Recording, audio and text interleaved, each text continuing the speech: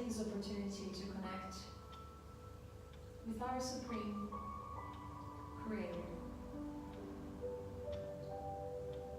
feeling this inner light that He put in our hearts, connect back with this universal wisdom, with this peace and love emanated right now. May we feel His embrace.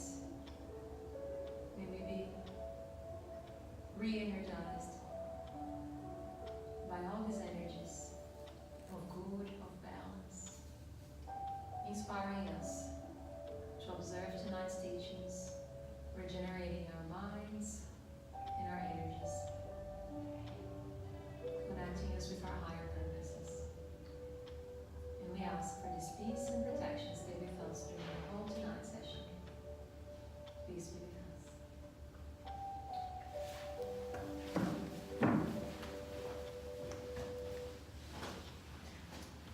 Welcome.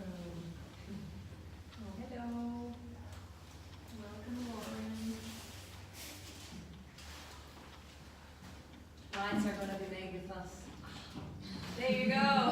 Magic. Use tonight's message. That's okay. Welcome, everyone, and it's very good to have you here again. So welcome back.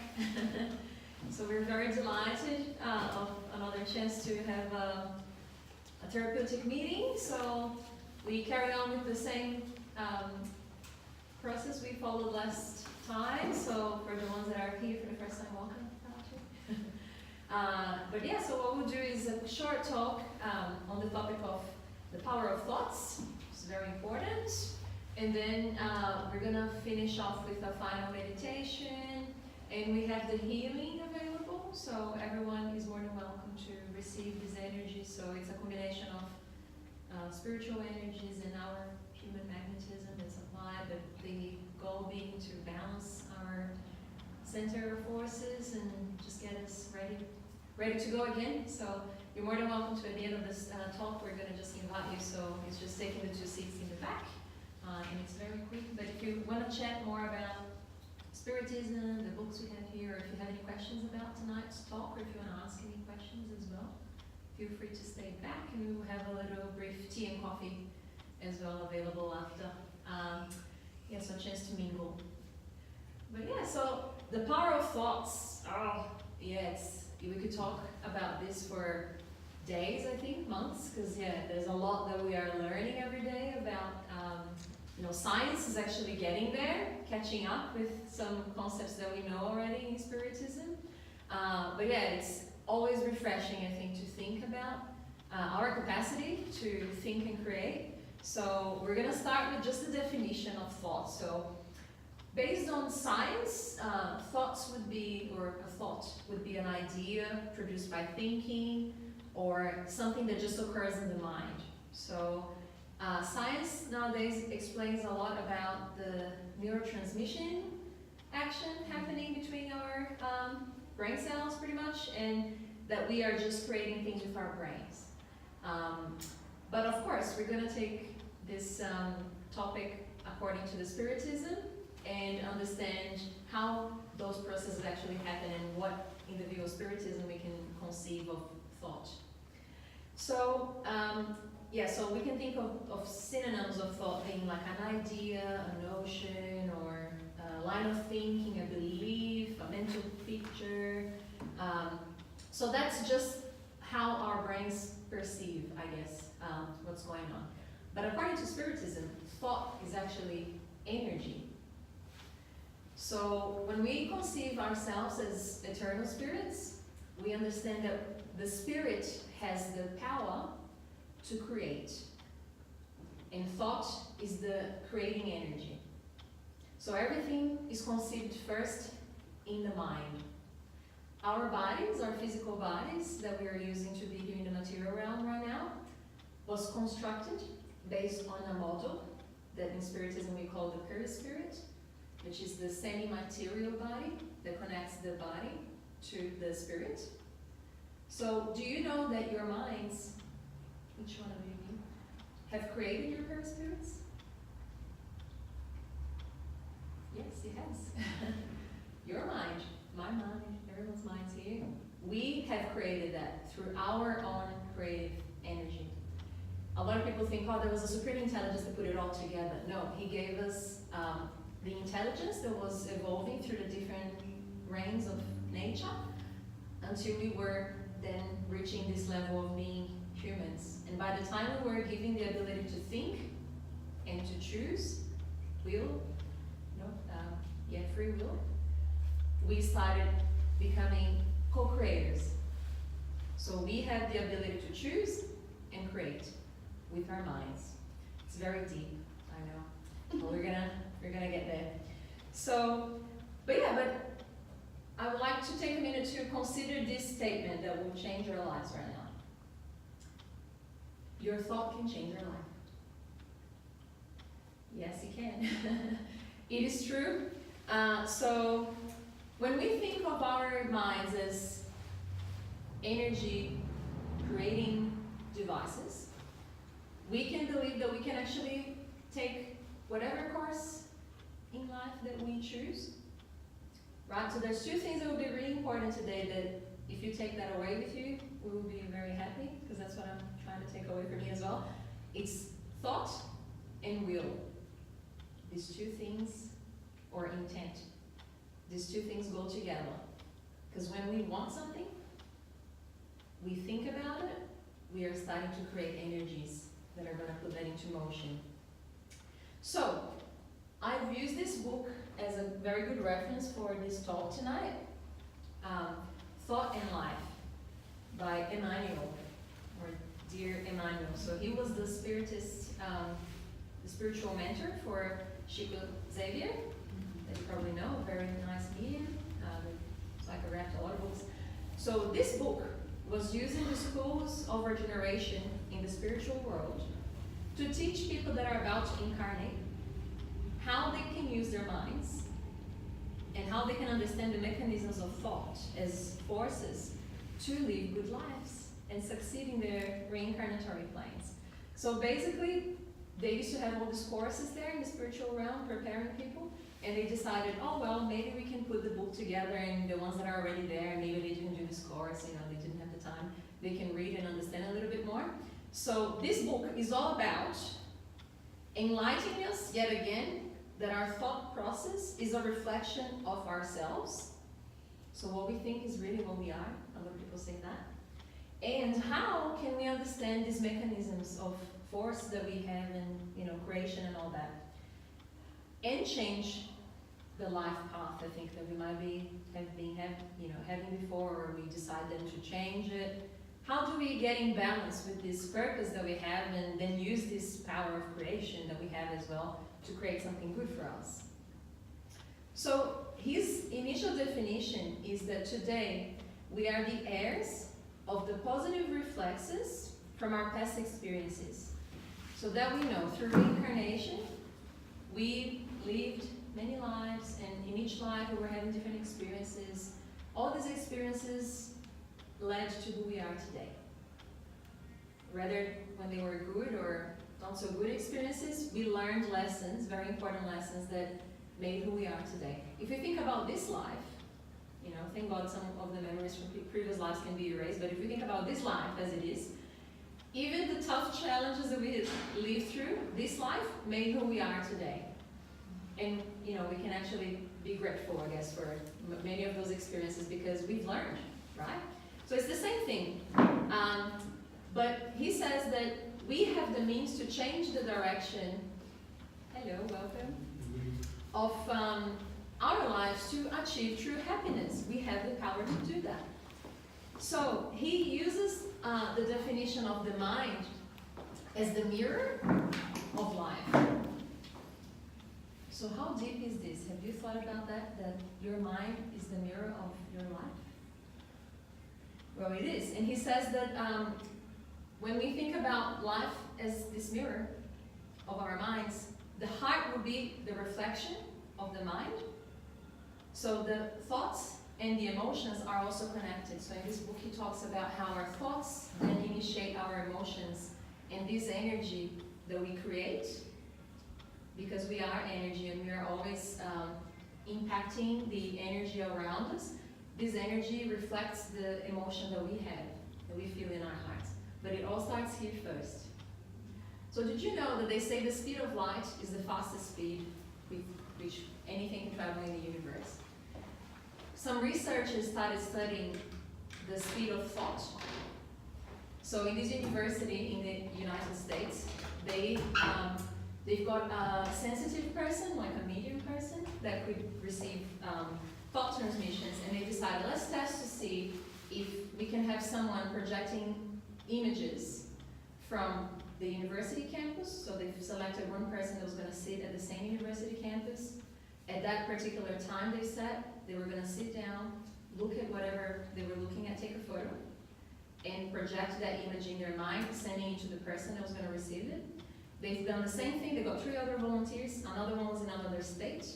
Another one was in the other side of the country, and another one was in another continent. And in those set times, they were all doing the same activity. They were projecting images and sending it through for this medium to receive. They've all got received at the same time. So no matter how far away you are, if you think about it, if you think about someone, for example, in that case, they're receiving the thought immediately. So yes, thought can travel quicker than the light speed. And that makes sense because we start understanding a lot of the things we hear, I guess, and we read, I guess, in spiritist novels, how sometimes we have a loved one that has evolved already, and we're here, we're behind. They're in a different planet, but they think of us with a thought of love and trying to rejoice us and help us progress. And just by thinking about us, we receive this nice kind of feeling because they are manipulating energy around them, and that thought is so strong when it's, I guess, pushed with the feeling of love, that it travels across the universe and it gets through to us, and we are able to receive it. And that happens as well between us here, in incarnate life, with people that we love that has discarnated as well. Like, we are constantly exchanging energies, and it's all done through the mind, through thought.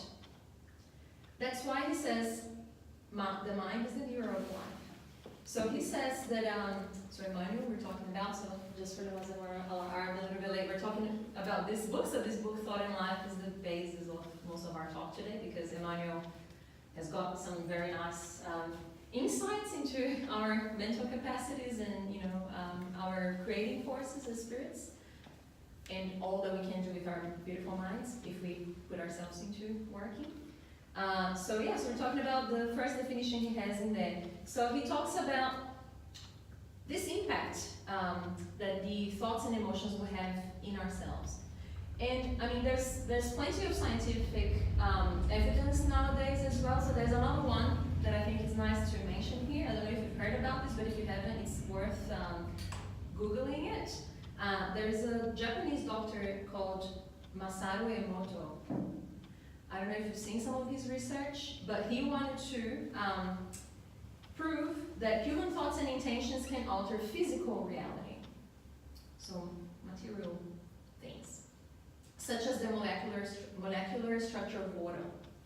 So he initiated the experiments by putting 2 containers with rice in a school setting, and in one of the containers there was the word "youthful," and the other one had the word "thank you." And the kids that were walking by every day where the experiment containers were asked to say those words as they were walking by with intention. So by the end of the 30 days, the container with the positive thoughts with the word "thank you" was perfectly clear. The rice was exactly the same, and the other container with "youthful" had started rotting, and there was mold. It was looking quite dark. So that was his first evidence of the power of thoughts impacting matter. And then he followed that with taking photos of the structure of water glasses. So microscopic photos of how the water particles were looking like, the molecules. And then he put different words like hope, hate, love, anger. And the same experiment was done, and he took photos of how the water molecular structure changed. And it's pretty cool. I invite you to Google it because it's really cool. The photos can really show, like, there was, I think, one that was, the word was Mother Teresa. And it was beautiful. You can see them looking like crystals. Like, they all have different crystal kind of forms. And obviously the ones with anger, you know, hate, whatever, had this dark kind of look and a weird shape. So he was proving that this impacts, you know, the thinking, the intention impacts on the matter. So that makes us think, okay, what is our mind? So what are our minds doing right now? You know, how are we living our lives at the moment? What kind of thoughts are we having? And I guess Spiritism tries to explain to us, obviously we have a model, we have, you know, a bunch of moral guidelines to support us in trying to live better lives, be happier, you know, achieve better things, try to think about what is it that we're doing, like question things, not just live every day going, oh well, let's see where this will take us. So I think this is a good opportunity to reflect a little bit, because that's what, well, St. Augustine gave us a nice input, I guess, in the Spiritist book, when Kardec asked the question about what was the most efficacious method of ensuring one's moral improvement in the present life, resisting attraction of evil. So that was the question. How do we do that? How do we improve ourselves? How do we become better? How do we deflect evil spirits or evil thoughts, or, you know, without being attracted to evil? And he answered, one of the sages of antiquity has told you, know yourself. And then Kardec, as the nice teacher that he was, he kept inquiring, okay, we fully admit that there's a lot of wisdom in that statement, but how does self-knowledge, but this self-knowledge is just what is most difficult to acquire. So he understood that self-knowledge was pretty hard to get. So he said, by what means can we acquire it? And then St. Augustine said, do what I did myself when I was living upon the earth. At the close of each day, I examined my conscience, reviewed all that I had done, and asked myself whether I had not failed in some duty, whether someone might have a reason to complain about me, or if I was in this way that I succeeded in obtaining self-knowledge of myself. So basically he told us, just every evening, take some time to reflect. That sounds pretty simple, right? But it is a habit, and I think we all need to do that. These days we live lives in a very hectic way. We're jumping from commitment to commitment, and it's almost like we're running against time all the time. You know, oh my God, like how hard it is to have 5 minutes to calm our minds and go, okay, am I happy with what I've done today? Am I happy with who I am right now? What is it that I want to be in 5 years? Can I see myself in 5 years? What would it look like? You know, 5 years from now, or 10 years from now, or you know, when I return to the spiritual realm. So I think we all have this ability, sometimes in business or when we have a project, to set goals and then work towards them to try and achieve them in a nice methodical way. But when it comes down to our self-improvement, to our spiritual improvement, sometimes we leave that aside a little bit and we go like, oh yeah, you know, maybe whatever I'm thinking might take me there or not. So we have to really analyze what is it that we want.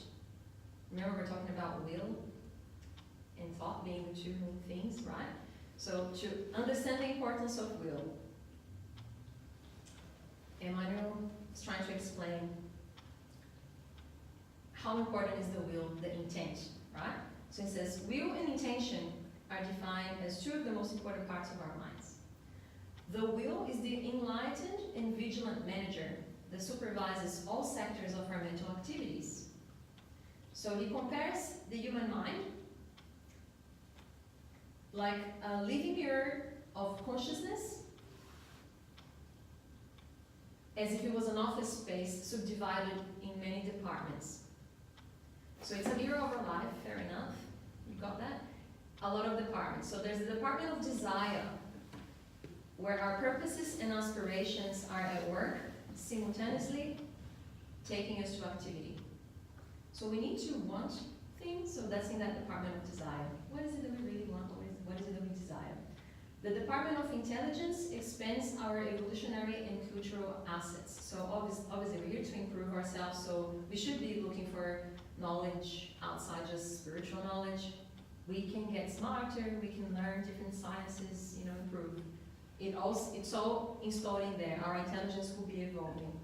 Our Department of Imagination in the mind is the one responsible for slowly joining the reaches of ideals and sensitivity. And then the Department of Memory, where all our experiences are archived. So like I was saying, we are living lives, putting everything in there. So it's on the perispirit, but it's in the mind. And the will, being the most important thing, is the helm of all kinds of driving forces incorporated in our knowledge. So the will drives all those departments. Because depending on what we want, what we really desire, what we have the intent to doing, we're going to be pushing some of those areas forward. So he explains that thought is this electromagnetic force.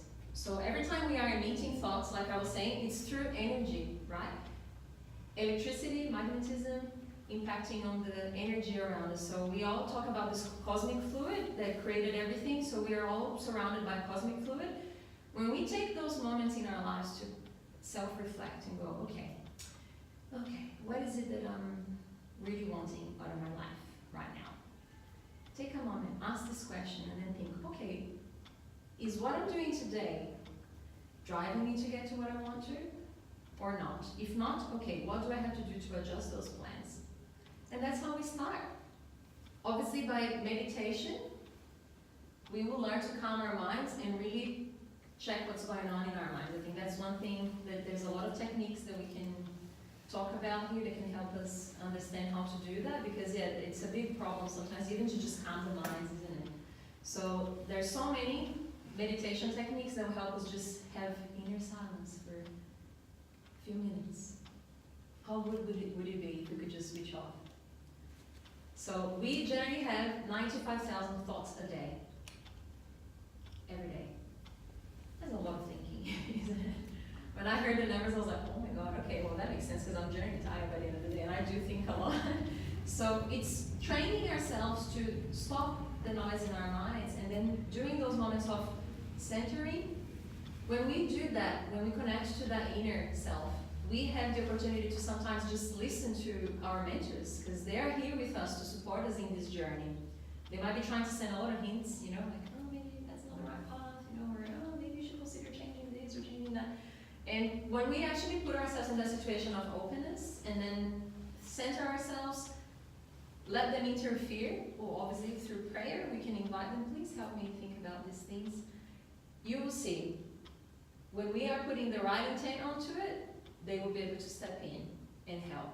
And then it will be really easy to put that plan together. Okay, my 5-year goals, my 10-year goals, my end of this lifetime goals. And, each incarnation will be able to just do so much. I think we have to be realistic about it. I sometimes want to do all this stuff, and I have to remind myself, like, okay, well, one life at a time.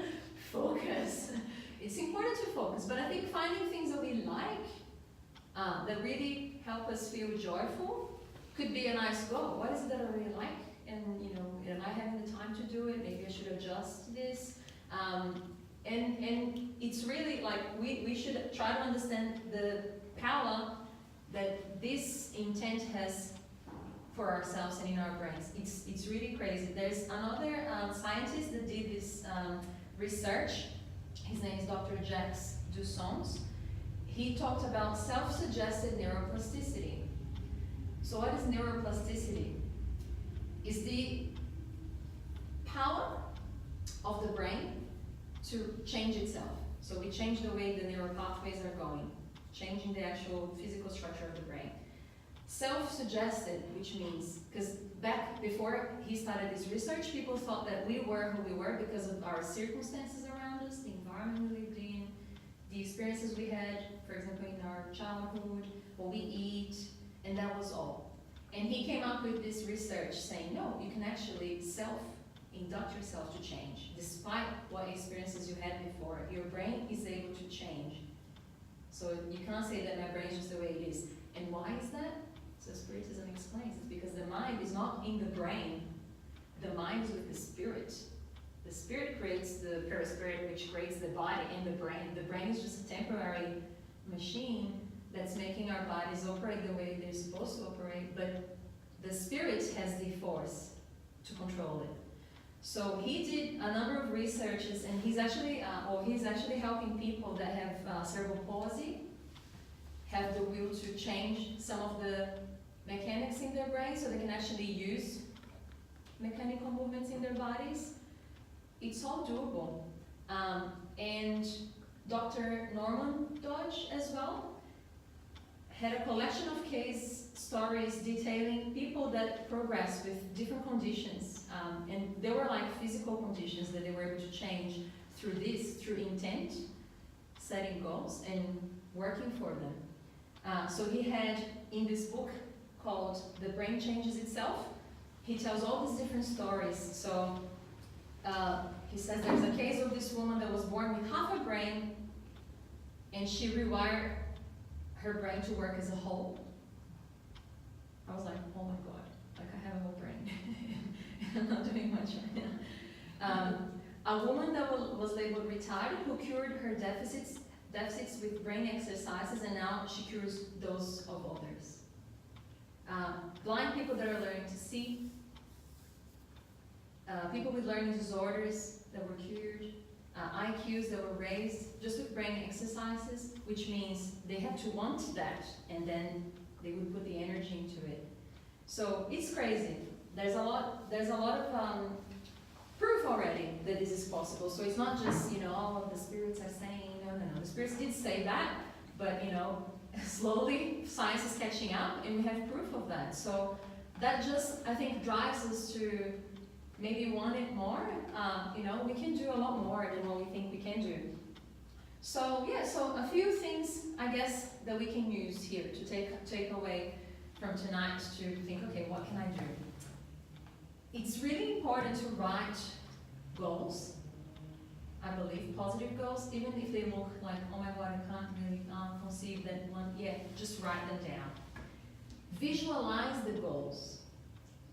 The mind is creating things all the time, isn't it? We were talking about all these energies. So the moment you stop and you visualize your goal, do what Emmanuel was saying, it's thought and emotion. So think about, how would I feel when I achieve this goal? What is the emotion I'm going to feel? If it's someone you're having trouble with, don't think about the problem. Our biggest mistake is that we think about the wrong stuff. We focus on the problem, not on the solution. So think about, how would it feel if we made peace? How would it feel if I really forgave this person? How would it look like? Visualize it. Tell yourself, I can do this. Divaldo Franco says, when we say, I can't do something, it's because we're pretty much saying, I do not want to do something. Because if we want to, we do it. So if we're trying to forgive someone, for example, we can't say, I can't forgive someone. We have to think, I am willing to forgive this person. And there's a very good thing that can be used. I don't know, everyone has different preferences, but I love positive affirmations. And I mean, we have to understand, positive affirmations that we will make for ourselves, they're not meant to change our lives completely, as in our problems will just go away. No, we can't be all romantic about it. We know that we are in this lifetime, in this reincarnatory path, because we have stuff to achieve and learn and all that. So that's not something we can change. But how we go through it can change a lot if we're positive about it. Because we can just suffer whatever we have to suffer, if we have to suffer. Sometimes suffering is optional, I would say that. But whatever we can avoid, it's avoidable if we're being positive, because the more positive we are being, after everything that we were going through here, we can understand that we are attuning with minds that are in that same positive energy. We are putting that energy into place. We are sending into the universe. That's going to go back. There's a lot of like assimilation and receiving it back when it comes to thoughts. So yes, visualize those goals. Make some affirmations for yourself. You know, like I love Louise Hay. She's not a spiritist author, and I've only found out recently that she passed away a year ago. Yeah, very sad. I was like, well, sad. Well, yeah, I mean, good for her. At 90 years of age, she was sleeping as she passed away, so she probably had a very peaceful passage, which is, you know, what you deserve after she had such a life. But yeah, but she basically survived childhood violence. She cured herself from cancer by doing positive affirmations and not fighting against it, but thinking, I am surrendering to this, and I am surrendering to love. And she has a whole lot of books about how you can heal yourself through your mind, positive affirmations. I listen to her positive affirmations all the time on YouTube because I really like them. Affirmations to start your day, setting your intention for the day. I'm gonna go through today. Okay, I'm gonna meet with that person. That meeting's gonna be great. I'm gonna do my best. Or meeting with that person that I really like. Oh, okay. I'm gonna really try and control myself. I am affirming that I will control myself. I'm gonna offer my love. I'm sending my love to that person right now, so we can at least get the thing we have to get done without having any problems. So it's all about intentions, and you know, it's really powerful. You might want to have a journal, or you might just want to listen to something positive, but that's why it's so important to use those tools, you know, listening to good things, reading good things, because we are unlocking all these different powers within our minds when we do that. And there's hope for everyone. So we wanted to try and set up, because we're meeting here on a monthly basis, a 30-day challenge. To between now and our next meeting, we try to have at least one positive affirmation every morning. And after 30 days, we can check if there's anything that changed. And then next month, we can have a chat about this and see how did we go. Is everyone up for the challenge? Yeah? Awesome. Awesome. I am too. I'm gonna tell you, this has to work. So, well, I put here 1 or 3 positive affirmations. So every day for 30 days until we meet next month. Let's see if we can think about what is it that we're thinking, and we're putting that into practice then. Because, you know, talking is awesome, but doing it is different. But yeah, but it's the will. Remember the will. No, I will do it. I have the capability of doing it, and let's see how we go. But yeah, but thank you. So next month, so on the 2nd of October, we will have the topic of anxiety. So don't get anxious about the 30-day challenge, because we're going to talk about anxiety and how to deal with it. But yeah, but we'll have our final meditation now, and we have the healing. So you're more than welcome to just cue in here, and we'll have the healing, and then we can have a chat. Thank you. So let us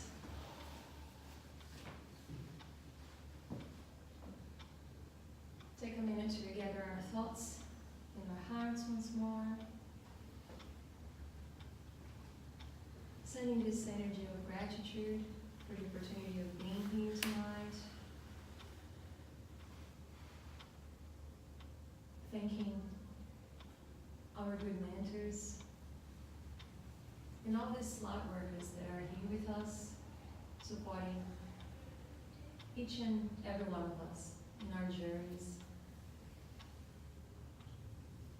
Let us ask that we may be inspired by Emmanuel and all this knowledge that came from the Spiritist realm to support us in understanding our capacities for good, that we may see ourselves as more than we are at the moment. May we see the potential of love, of peace, and growth that we all have. And let us take this opportunity to send these loving vibrations of peace and harmony to all those out and about in the world that may be experiencing suffering, pain. May they feel the console, the relief of their burdens. Feeling these energies, these healing energies, reaching their hearts, calming their minds. May this energy empower those who are trying to support peace on this planet. May this energy bring peace to all those hearts that are going through war and suffering. Let's send these healing vibes to all of those who are at the moment in hospitals, to all of those who are trying to recover from vices. May this energy of love and peace get to all the different homes around the planet. This light illuminating each and every home, each and every family. And may this light also get to our homes,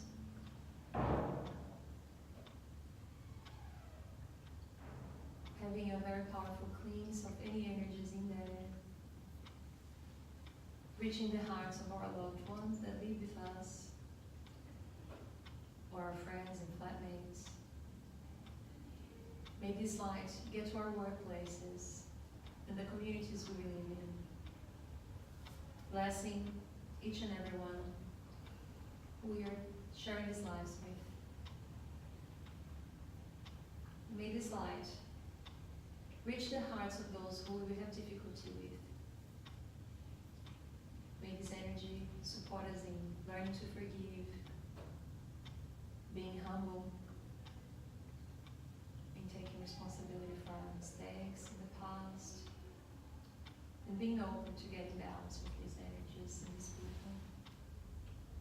May this love and peace regenerate our thoughts, our hearts, and stay with us throughout this whole month ahead until our next meeting.